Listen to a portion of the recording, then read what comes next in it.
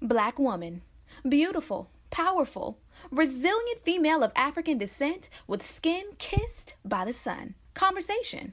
A talk, especially an informal one between two or more people in which news and ideas are exchanged. We love being black women. Black women are ambitious. Black women are confident. Black women are diligent. We are tenacious. We walk out of our houses put together. We are many shades and personalities of fabulous. But we as black women don't talk about our dilemmas, current events, and what's going on every day that affects us. So, we created this podcast as a way to laugh together, cry together, and have an open conversation about life as black women. Oh, that's deep. Black Women Conversations.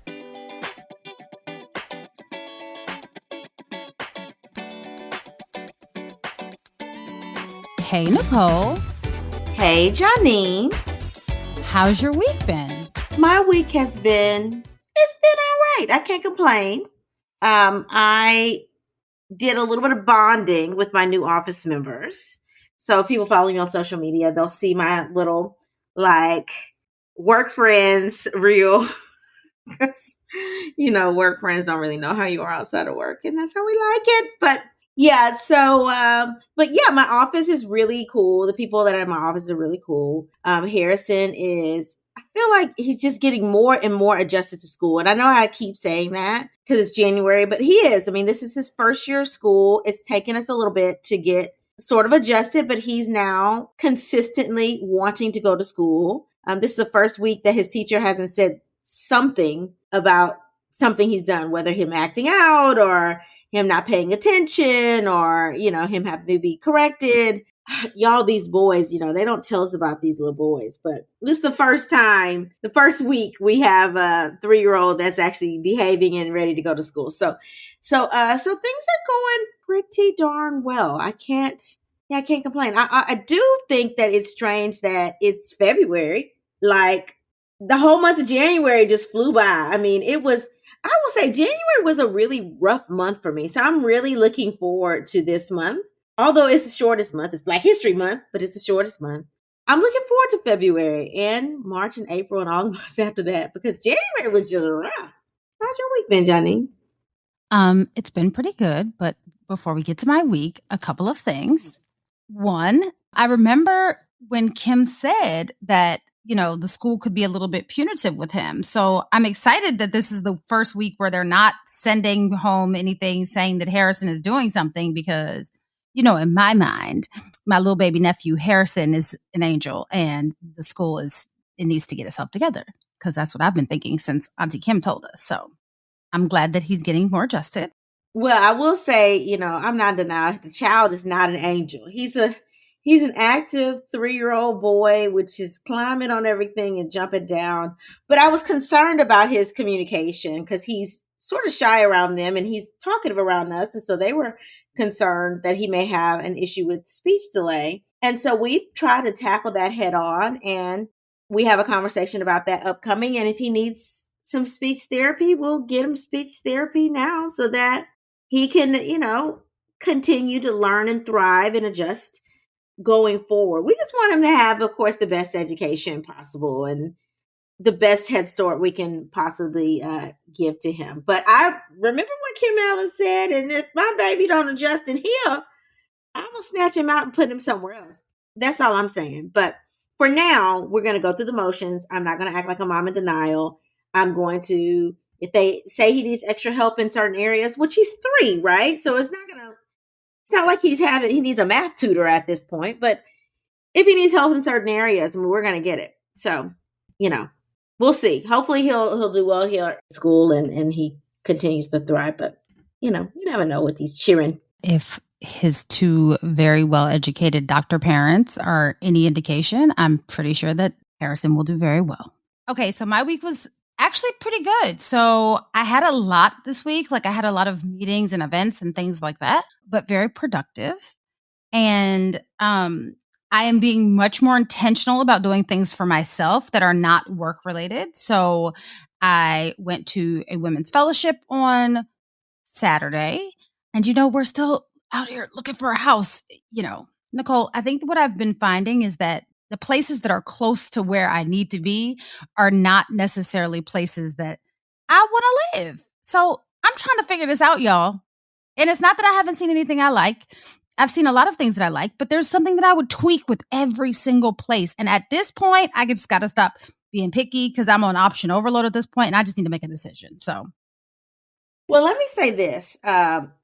Whatever you do, lock in your interest rate right now because the Fed is about to hike that rate again next week. So just, keeping it real. I was listening. I was like, dang, they about to hike the rate again. Girl, we did lock an interest rate. So I got about 60 more days, y'all, to find a house, which is why I'm telling you all, because I'm starting to feel the anxiety because we are 60 days in and I got about 60 more days. So I need to get this popping, right? But a side note, aside from the home situation. So Nicole, you remember when we talked about Honey Pot changing their formula? Remember at the time, I believe that I said that I still had, Honey Pot from the old formula because what I would do is stock up on the Honey Pot. Well, I've run out of the old formula and I had to go buy some new Honey Pot and I got the new formula. Y'all, I know we did the podcast on it and I kind of believed y'all for what you were saying on Twitter, but y'all, that new formula did not agree with Janine. I'm not telling you that you shouldn't try it. I'm saying that the new formula didn't agree with Janine. So Janine went back to old school unscented soap because it works, right? In the meantime, I needed to find something else because y'all, bar soap is just not what it's hitting for. Y'all know this. It'd be melted in the shower, all that. Ain't nobody got time. So I saw a post from my nail tech friend, Shannon, who I think she's Pick a Color on social and Shots by Shan on social, but she posted this thing and it was called Twat Wash. So I messaged her and was like, hey girl, does this work? How you feeling? Whatever. And she was like, I will give you one because I have an extra. So I was like, okay. So I tried it. Y'all, it's all natural. It's super amazing. And it doesn't give you that Listerine feeling. Now, y'all know what I mean. So y'all try this. I'll put all the information on our social media, but I love it. And it's great. And it's nice and soft and soothing. And it doesn't feel like it's going to burn you. So I tried it. This is not an endorsement. They did not pay us. Listen, mild soap and water of any kind is what you need to be washing down there with. Now, Nicole sticks to tried and true. Summer's Eve brings back freshness anytime, okay? And I've told y'all that before. That's what agrees with me. I like the fact that they now have a body wash. They also have the individually wrapped cleansing wipes that I always tell my patients, carry some of those with you. Now, they also have the feminine hygiene spray. It doesn't make you tingle. It's just like spray deodorant, okay? Now, I am not a fan. As an OBGYN, I have to tell you, the vagina is self-cleansing. It does not need anything other than mild soap and water. If it doesn't agree with the rest of your skin, then please don't try it down there, okay? So try it on your regular skin first and then down there. If you have sensitive skin, you need to use sensitive soaps also down there. We need to actually have an episode on this because this is the second time we brought this up recently. So we need to have an episode on this, Janine. I agree. We're not even going to lecture you all about this right now. We are going to have an episode about how to take care of your vagina because apparently there are a lot of women who don't know. So, Janine, what's on our timeline this week? Okay, so Nicole, this story came out of my backyard in Baltimore. So y'all, let me make it very clear. I am not from Baltimore. I'm from PG. For y'all that live in the DMV, you know that PG is also in Maryland, but PG is part of the DMV, not part of Baltimore. But Baltimore is right up the road. So I just wanted to clarify because, people get real testy about the lines between the DC Metro and Baltimore. But y'all, Baltimore is right up the road. So that's why I said in my backyard. But this story came across our timeline and I felt like this is something that's super important for us to talk about. It seems like I've been seeing these kinds of stories more and more in our timeline, and we see it more and more in the news. And it's something that really affects our community. So we're about to chat about it. So Tiffany France is a single mom of 3, and she's doing everything that she can to make sure that she is raising her children the best way that she knows how. So Tiffany was prepared for her son, her oldest son, to graduate in June. But she found out a few months before that her 17-year-old, who she thought was set to graduate, was actually instead going to go back to 9th grade. So Tiffany's son attended Augusta Fell Savage Institute of Visual Arts, and that school is in Baltimore. It's in Baltimore proper. And in the last 4 years, her son has only passed 3 of his classes, which means that he's only earned 2.5 credits in the last 3 years, which places him in the 9th grade. In an interview that Tiffany did with Fox Baltimore, she said that he's stressed, meaning her son is stressed. And she also said that she too is stressed because the school has failed her son. See, Tiffany was unaware of just how bad her son was doing because even though he was failing most of his classes, he was still being passed on to the next grade. So again, he is now in his senior year, to put this into perspective, and he only has enough credits to make him a 9th grader, and not even to have completed his 9th grade year, but make him a 9th grade student. So the only classes that he's passed were English 1, which he passed with a D-, Fundamental of Arts, which he passed with a D+, and Health Ed, which he passed with a B. Tiffany's son failed Algebra 1, but was then passed on to Algebra 2 the following semester. He failed English 2, but then was passed on to English 3. Now, if we go back, remember I told you he passed English 1, but he passed English 1 with a D-, and then was passed on to English 2, which he failed, and then passed on to English 3. So Tiffany said that she assumed that if her son was passing on to the next grade, that he had the proper things that he needed to go from one grade to the next. She said that she just figured that he had the proper credits. And she stressed, again, that the school has failed her son, while she, the mother, was working to provide for him. Now, in her son's freshman, sophomore, and junior year, he failed 22 classes. He was also late or absent 272 times. Tiffany said, in all 3 years, only one teacher requested a parent-teacher conference with her, and she said that that conference never actually took place. She said no one from the school told her that her son was failing and wasn't going to class. Tiffany said that she doesn't know what she's going to do for her son. She asked herself why he would do 3 more years of school. She said that he didn't fail, the school failed him. She said that her son is now asking, what did he do all of this for? And she's asking what she should do for him. So the 3 classes that Tiffany's son passed earned him a grade point average, 0.13. So to give you an idea, that's 0.13. So while that's very alarming, I mean, it's extremely alarming to have a 0.13 GPA after 3.5 years of high school. What's even more alarming is that that GPA earned him a class ranking of 62 out of 120 students, which means that over 50 of his classmates have either the same GPA or a lower GPA than he does. While clearly this is a much larger issue than Tiffany and her son, it left her, Tiffany, the mother, asking, where's the help and where are the mentors? So Nicole, this is devastating, not only to the young man, but to his family, devastating to the school system. But it's also devastating when you really think about it to the future of our Black community.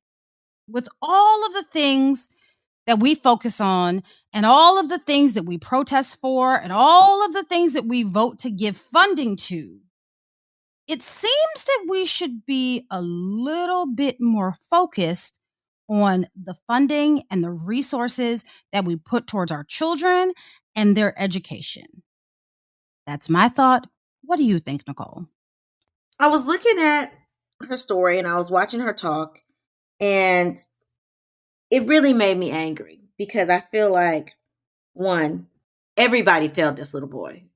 Everybody, from the school to the mom to the village that was supposed to help the mom. Everybody failed this little boy. And not just him, but if he's ranked 62 and there's 58 other people that are lower than him, we got a big problem. This school doesn't need to be open, right? The school obviously is not providing adequate education and training for the next generation of our youth. So they don't need to be open. If you have people that have a 0 point anything GPA, even a 1.0 anything, I mean, we're doing bad. If they can't pass these standardized tests, if that means that, I mean, it's not that they can't learn, it's that they haven't yet demonstrated how to learn and what they've learned, which means they're going to get into the real world and not know how to do for themselves. So is it wrong that he's being asked to go back? No, because if you haven't achieved more than a ninth grade education, then you should not advance past the ninth grade. Now, what I have an issue with the school for is if he failed the ninth grade, why let him go to the 10th grade? If he failed the 10th grade, why let him go to you cannot fail algebra 1 and advance somebody to algebra 2. That is a foundation for algebra 2. So of course he's going to fail algebra 2 if he failed algebra 1. That's common sense. So why are they just pushing these people along into advancing courses knowing that they just failed the basics? So that's where the school failed. They just went through the motion and said, okay, you failed these, but now I'm going to move you on to the next thing. You just failed Spanish 1, but you're going to jump to Spanish 2. You failed algebra 1, but you're going to go to algebra. What? Like, that's the point. You have to pass that grade or you're repeating that grade. So I don't know what happened there, which trotted him along 3 more years without holding him back. I have a problem with that, okay, because that's setting him up for failure. He failed 1 grade, and you're going to go ahead and push him to the next. So there is some, to me, legal, and I'm not an attorney, but there's some legal ramifications behind that, in that you've just wasted 3 years of this boy's time as opposed to 1 year, right? And then there's a certain age where you can't be in public high school anymore, and you have to go to alternative school. So if he's 17 right now and he has to start the 9th grade over, well, that means he's going to be, 21 when he actually graduates? I don't think that you can be over 20. So he's going to then have to either go to some alternative school or get a GED anyway, unless he works through the summer and can test out and accelerate through these next 3 years. But that is the legal piece that I don't agree with. Do I think he should be in 9th grade? Yeah. If you can't excel past 9th grade, that's where you should be. And you should stay there until you can excel past that. But having wasted 3 years when he could have just repeated that 1 year and then been able to advance is where I'm like, why waste this man's time? Now, let me get on the mama, because people are like, don't be coming to mama so hard. Let's get on her, right? She's a single mom. She's working, 2-3 jobs, and she has 2 other kids. It seems to me that she's not paying attention to her own child.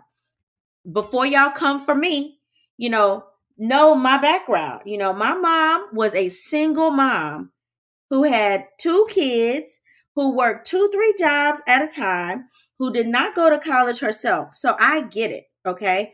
I get having to work together to make ends meet. I worked in high school to make sure that some of our bills were paid in my house. Okay, so don't come for me, because I know how these types of things work. And when I tell you my mom was still about that business, she was about it. How dare you not look at your own child's report card? You know that they at least have to get one at the end of each semester.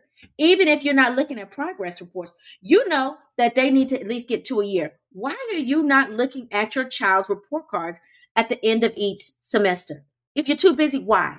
Okay. Why are you not using your off day to schedule up a meeting with your teacher? Why are you waiting for the teacher to come to you?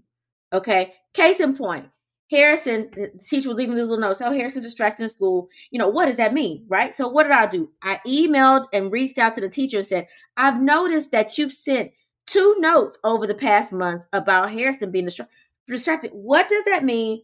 Can we have a conversation about that? What kind of help can we get? And she said, I'm glad that we're having this conversation now. And I was thinking, well, why didn't you reach out to me first? Right. But my job is to make sure I'm watching my own child and I'm keeping up with my own child. She got 15 other kids she's keeping up with. Okay. So you have to, some of the onus for your child and the advancement of your child is on you. And if you see that your child is failing, it's on you, not the school system, to get your child a tutor. If you think it's the teacher that's not teaching your child, it's on you to pull your child out of that class and say, I want my child to have a different teacher. And I'm not saying that the teachers are wrong, but when you have a lot of students, you want to make sure that that teacher knows I am paying attention.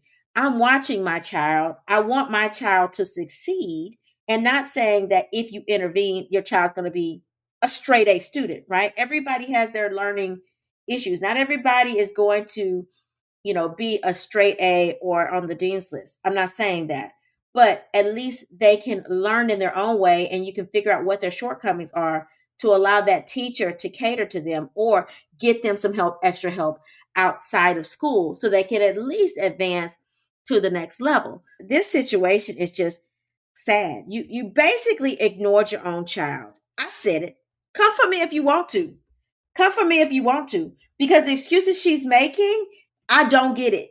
Because I lived in that situation. I do not get it. Just because you are low income doesn't mean you don't care about your kids.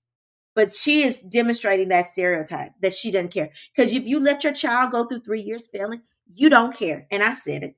Yeah, so Nicole, I agree with you. I'm not going to come for the mom as hard because she is working 3 jobs, right? And she does have 2 other kids.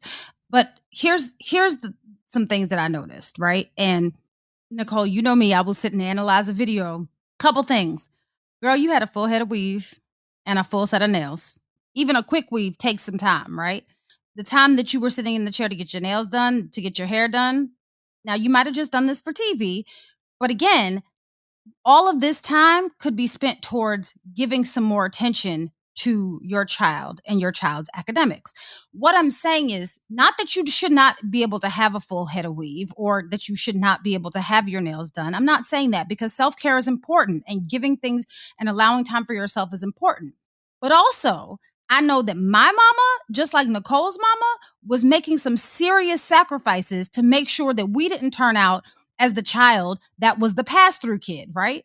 Now, y'all know my mama and daddy are together now, but back then, my mama was basically raising me as a single mother. My mother was in the military. She had a good government job, but she did what it is that she needed to do to make sure that ends met and to make sure that she was at my school and that everything that was going on with me in reference to my school, my academics, and everything else, my extracurricular activities, she was a part of. There were nights where she didn't get any sleep. There were days where she did not go to the hairdresser. There were days where she couldn't get her nails done. There were days where she didn't even see me because I was with my grandparents because my education was just that important for her. But let me be very clear with you. People make time for what is important to them. You have to be on top of your kids. Now, y'all, I'm not judging because I ain't got chicken nor child. I will say that. But I will say that from the examples that I had, I wasn't getting on a video game if my schoolwork wasn't done. I didn't come home and sit in front of a computer all day. Everything was, you have some free time, open a book, do a workbook. The spare time that I had to watch TV was probably about an hour, if that, because education was of the utmost importance in my household. And honestly, you all, you have the whole rest of your life to do all of the other stuff. It's no reason why you should have a child that is failing consistently for years and is still passed through. Now, am I saying that the school has no culpability in this? Absolutely not. Because there's no way that 60-some students should be having failing grades out of the same class in the same school in the same school district. There's no way. That shows a systemic problem. We just have to take more time to be mindful. And the one thing that Tiffany asked in the interview was, where are the mentors?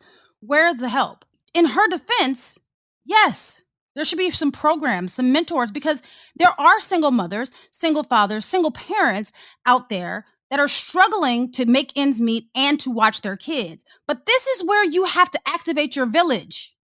This is where you have to team up with another single mom or another single dad and say, well, you all will do homework this night and we'll do homework this night, because it takes a village. And we understand that there are socioeconomic factors that play into this. We get it. That's not what we're saying. We're saying activate your village. Your good girlfriends, your good guy friends, the ones that don't have kids. Let me tell you, it's been a many a day where some of my friends who have kids and they're just frustrated because them and their kids are butting heads, that call me and say, hey, can you do me a solid and try to explain this to my child? And I'm happy to do so. Activate your village. You don't have to take it all. Tiffany or any other single parent, you don't have to take it all on yourself. But know that you need to activate your village and ask for help. And don't wait for the school to do it, because they're not. Where are the daddies?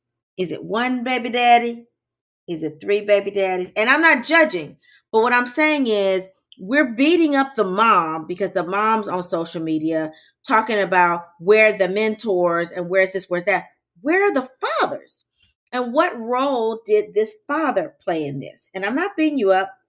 My father passed away when I was 10, so there was no father. And that may be the same situation that she's in right now.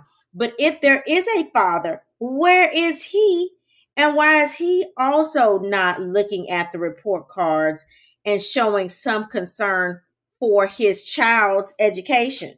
All right, Janine, so you ready to talk through some of these letters from our listeners? Yes, ma'am. Let's do it. All right, so the first letter says, Nicole and Janine, I listen to you ladies every week. Y'all are hilarious, but tell us the truth, which is what everyone needs to hear. Well, my 17-year-old daughter has been having issues at school with a boy she used to date. She was in a relationship with this boy who is a senior at her school for the last year. However, apparently, somewhere over the last few weeks, they broke up. She told me recently that since they broke up, this boy has basically been stalking her, following her home, calling the phone nonstop. He's even followed her to the bathroom where he beat my daughter. She reported it, but nothing was ever done to the boy. This wasn't the first time he's put his hands on her. He slapped her during gym class, between classes, and even in public. I'm upset that the school has done nothing to protect my daughter. Now, I'm not really sure what to do. I'm tempted to sue the school system for allowing these events to keep happening. Ladies, if you were in this situation, how would you handle it? L'Oreal. I would like to say this. There's not anything that the school could do to stop me if my child was getting beat. I don't care who it is. I don't care if it's another child. I don't care if it's a girl. You're talking about suing. I would be up at that school every single day until someone paid attention to what I had to say.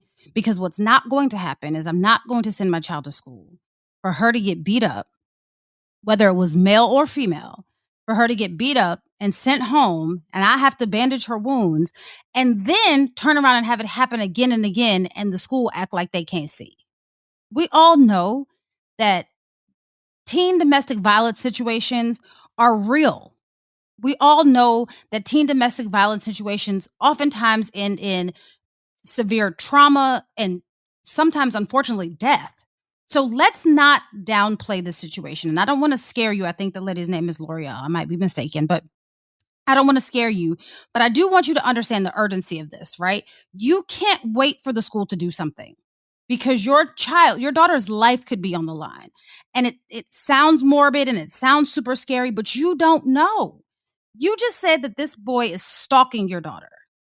This is the kind of behavior that we see, and it progresses and it progresses and it progresses, and then things happen.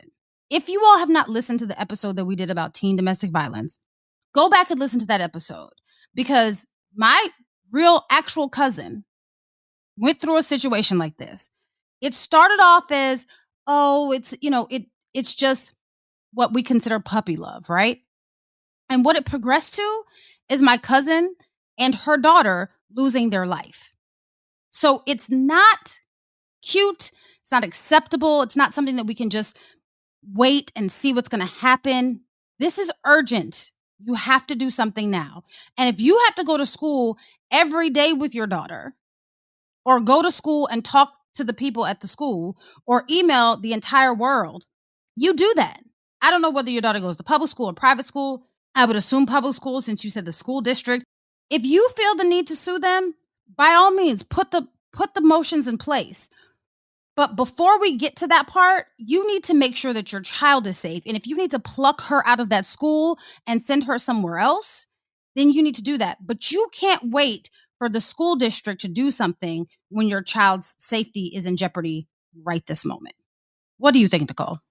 So I think that in this situation, with the mom just sitting around waiting for the school to do something to suspend him, if this man is stalking your child, he's already following her home and doing all this stuff in public, school is not the only place you have to be worried about.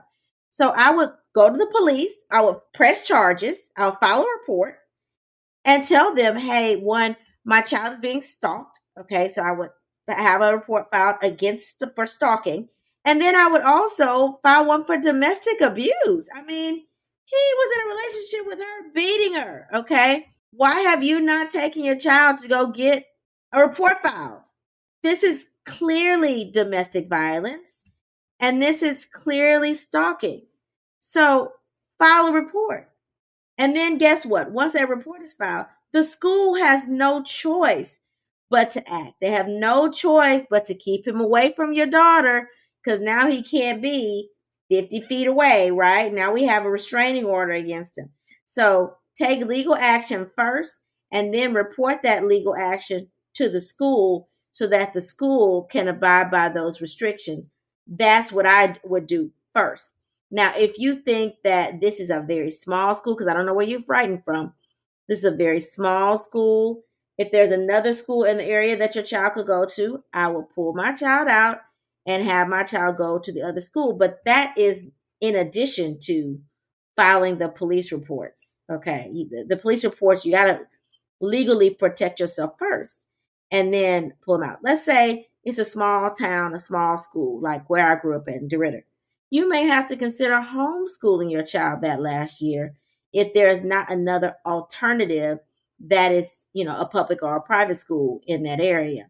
And that's to keep your child safe, right? We want our child to be able to excel and do well, with their education, but you also want your child to live. And if this is escalating since they broke up, we don't know, what leaps and bounds this man will go to get to and attack your daughter. And sometimes these things can be deadly attacks. So I would do everything I could to protect my child. And if I didn't have an option that was safe, I would pull her out and do homeschooling. That's what I think. But file the report makes the school have to act to keep this child away. Okay. And if he does do something on school grounds, or she has proof, then that's proof that he can get suspended or expelled. But until those reports are filed, it's sort of like his word against hers and vice versa.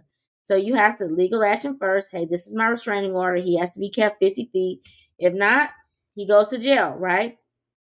But if it's such a small school that you can't do those restrictions, then pull your child out. Pull your child out. It's only another year, unless she's a senior now. I don't know. Some people are 17 when they're finished. But this could be her last year. But if it's her junior year and she has another year, then, you may have to pull her out and homeschool her if there's no other alternative option. Here's the thing. We just take it that the school is taking care of it. And, you didn't say exactly how long this abuse has been going on.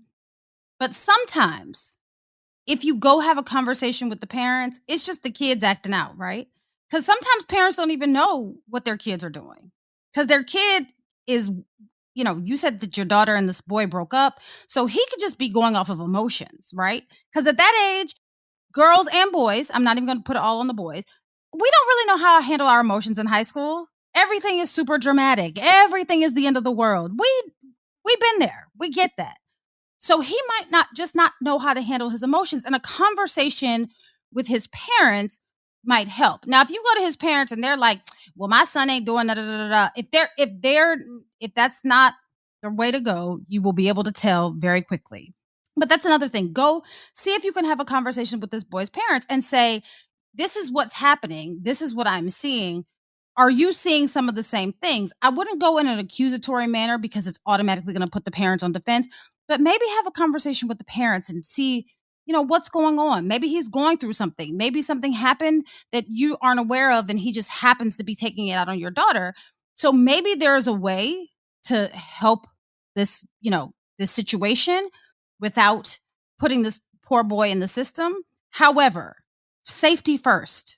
Safety first. So if you feel like your daughter's life is in danger, safety first. Conversations later, safety first. All right, Janine. So what does your letter read? My letter says, Nicole and Janine, your podcast is my favorite.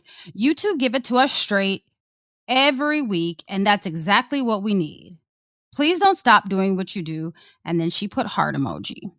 Okay, I'm writing you all because I want some real unbiased advice. I'm concerned that my brother is allowing my niece to be passed along and overlooked, and I don't think she's prepared to go to high school. I'm going to tell you why I say this. My niece is currently in the 8th grade. While my niece is extremely outgoing and super talented, she struggles academically. She struggles with basic math, spelling, reading comprehension, and she even struggles with writing. But she excels in health, art, and science.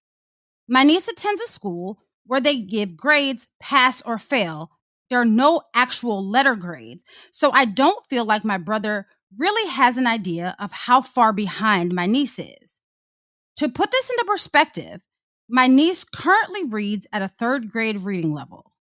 I'm not sure why my brother is allowing my niece to be shuffled through the system, because that's not how we were raised. Our mother and father always stressed education to us, and we both are college educated with a master's and a PhD, respectively. So this doesn't make sense to me. Ladies, my question is, how can I tell my brother that he should cut back on the father-daughter TikToks and focus more on the academics without driving a wedge between the two of us? Signed, Marie. And then there's a PS, and the PS says, my brother is an excellent father, and he has been raising my niece by himself since her mother passed away 3 years ago. I don't want to make him appear to be a negligent father. I just want to help. This is what I would tell Stacy. Girl, why are you TikToking when this baby can't read? I mean, I would just be as real as this is your brother. I mean, what do you mean drawing a wedge? Like, if you're concerned about your niece and this is your family, your skin and blood, your brother, there's no way I wouldn't just say, hey, listen, I'm concerned because she's not really reading and she's in the 8th grade. She's going to fall behind. Let's talk about how I can help get her some resources. Okay. So I would not come from a, how dare you, perspective, but I would come from a, hey, I'm concerned, our niece is not really reading. She's not doing well in school. You're doing great showing her attention, but perhaps this is not the right type of attention we need to show her. What can we do to help her learn to read and for her to catch up on to her grade level? I mean, because that's some real stuff. There's no way to tiptoe or sugarcoat the fact that somebody can't read. I mean, 8th grade reading at a 3rd grade level? The newspaper is written for 3rd graders. If that's the extent of her reading, we got a problem. Okay? So I would sit down and say, listen, I'm concerned. She's not really reading. Let's talk about what her grades are. Hey, maybe I can come over after work and help her read. Maybe we can read together. That'll give you a little bit of break. I can read with her, every night, or she can FaceTime me while she reads every night. That'll give you a break. That'll give us something to do. We just sit down for an hour, go through anything that she wants to talk about that's happened at school, and then she can read aloud to me and I can help her one-on-one. I mean, volunteer to help. That's the angle I would come from. Volunteer to help. Don't be the person pointing fingers and not being willing to put your coins towards helping him pay for a tutor or helping her yourself. And if you're coming from a place of love and you come from a place of, hey, I'm willing to invest my time, money, and energy into helping her, I don't think that anybody would get offended. Shoot, if you came to me and told me something was going on with Harrison, but you wanted to help, I would receive that. Okay. So I think that people are receptive when you come to them and suggest help and you're willing to help coordinate the help, okay, or actually give it yourselves. So that's what I would say. The direct approach is the best approach. Yeah, Nicole, I think that that's a very great point. She said at the end of the letter, she just wants to help. So I feel like you're coming from a genuine place. So I feel like this is a great, like, fertile ground for you to have a conversation with your brother. But there are a couple of things that I want to point out about this. And I briefly mentioned this earlier, right? It sounds like the things that she is thriving in, science, you said, health, art, they're very much focused on one side of the brain, right? Kind of. I'm saying this because it's not that she's just all out failing, right? Like if she can figure out how to navigate TikTok and she can figure out science and she can figure out art and she can figure out health, I think that there's probably another issue here that we might not be focusing on, right? She may have a learning disability, right? So maybe you help figure out and get her some testing to figure out what's going on, right? And then the other thing that you put as a PS, but I think it's probably very important and probably impacting your niece more than you think, is you said that her mother passed away 3 years ago, right? So if she's in 8th grade and her mother passed away 3 years ago, that would put her probably about a 5th grade level, right? Now, if her mother had some illness, you didn't say how her mother passed away, but if her mother had some illness, it could probably have lasted maybe a year or two, right? So we don't know. Did she stop the progress when things in life started happening to her, right? I'm not saying that that's necessarily the case because we don't have all of the information, but I don't think that it's far-fetched to believe that something as traumatic at such a young age as losing your mother could affect the way that you are learning. Again, not saying that that's what the case is, but I'm saying that these are things that you might want to consider. She could have a learning disability. She could really be struggling with her mental health. I mean, mothers are a huge part of your life. And to lose a mother, especially as a girl, at such a young age, it could be extremely, extremely detrimental, especially if it's not addressed. You didn't say whether or not she's in therapy, so if she is, then great. If she's not, then maybe suggest that she get some therapy, right? And give your brother a little bit of grace, right? Your brother is trying to navigate being a single father of a little girl, trying to navigate what it's like to raise a little girl without having the advice of her mother. I mean, your brother is trying to navigate life and doing the best that he can. So I don't want you to take the stance that your parents raised you all better than this, because you don't know, he's probably still grieving and he's still trying to navigate this. And it's hard enough being a parent, but it's even harder being a parent when you haven't done it before, and even harder when you're experiencing grief on top of all of that. So give him some grace. And I'm sure, to Nicole's point, that he will welcome the help, because he might, your brother might just need someone to ask him, is he okay? And give him a little bit of a break. And, I think that it's cute that they do father-daughter TikToks, because it's showing me that he's still very much engaged with his daughter. But like, maybe he does need the help. You are your brother's village. This is the time where you activate. And I don't think that you need to be worried about it driving a wedge between you and your brother if you come at it from a genuine place wanting to help your niece. I think that he'll understand. And I think that he would really appreciate it. I agree with all that. And, counseling, if she hasn't gotten any counseling, hopefully she's gotten some counseling. But if she hasn't gotten any counseling, even if we don't think that that's the motivating factor for her falling behind in school, I still think that'll be a good idea. I mean, I think that everybody needs counseling. When you lose your mama, you need counseling. You might even know you need counseling. You lose your wife unexpectedly, you need counseling too. Okay, so your brother needs counseling.